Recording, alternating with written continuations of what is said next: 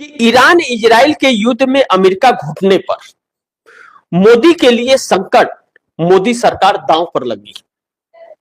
इसे जरा बड़ी महत्वपूर्ण है, इसे समझना जरूरी है कि आखिर ईरान इजराइल के इस युद्ध में भारत का रुख क्लियर न होने की वजह से भारत के लिए संकट पैदा हो गई है। अगर आप दर्शकों को इसके गहराई में जाकर के बताऊं तो ईरान की जो हुकूमत है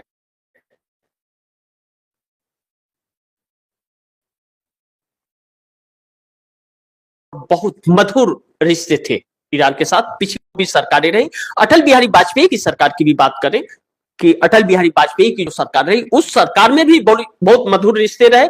इसकी जानकारी जब टीएफडी इंडिया न्यूज 24 को अटल बिहारी वाजपेयी की सरकार में वित्त मंत्री और विदेश मंत्री रहे यशवंत सिन्हा के बयानों से यह आता है कि वह कहते हैं कि बहुत मधुर रिश्ते रहे, हमारे रिश्ते कभी खराब नहीं रहे, हम अमेरिका के सामने नहीं झुके और हम ईरान से व्यापार और रसिया से करते रहे।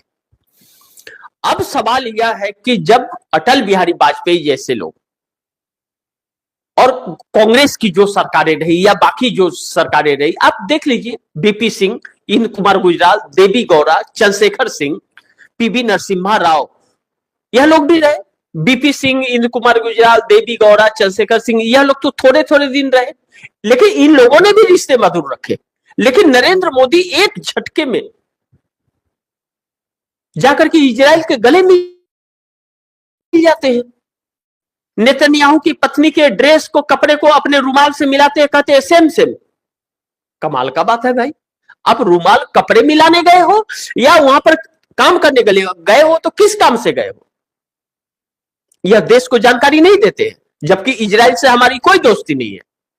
लेकिन ट्रंप के दबाव में इजराइल जाते हैं और नरेंद्र मोदी का इस्तेमाल होता है और वहां से आने के बाद 12 घंटे के अंदर ईरान के सबसे सर्वोच्च नेता खामनेई के पूरे परिवार के साथ उन्हें खत्म कर दिया जाता है, धोखे से मारा जाता है, जबकि टेबल पर बातचीत चल रही थी। उस अमेरिका के साथ नरेंद्र मोदी है। तो नरेंद्र मोदी जब जिसे अपना गुरु और दद्दू समझ रहे थे ट्रंप को, वह ट्रंप ही भागते फिर रहे हैं, बैकफुट पर आ गए, तो भारत मोदी को कौन पूछता है? और जो आरएसएस कहता था कि मोदी बोलता है तो दुनिया सुनती है, वो आरएसएस कहां है? दिख रहा है क्या? कहीं कहीं नहीं दिख रहा है। यह नफरती लोग हैं और इस बात का उल्लेख अमेरिकी जांच एजेंसी कर रही है खुलेआम, और उस पर सिफारिश की गई है कि आरएसएस को बैंड किया जाए। इसमें यह भी उमर खालिद का भी जिक्र है, जिसे 5 साल जेल में बंद करने के बाद भी ट्रायल शुरू नहीं हुआ। क्यों नहीं हुआ? What is this reason? अब ऐसे में नरेंद्र मोदी को ट्रंप अगर कहते हैं कि आरएसएस को बैंड कीजिए, उनकी संपत्ति को जब्त कीजिए, तो नरेंद्र मोदी क्या करेंगे? तब तो बगावत हो गई। ऐसे में एक नई मुसीबत मोल ले लिया इन्होंने।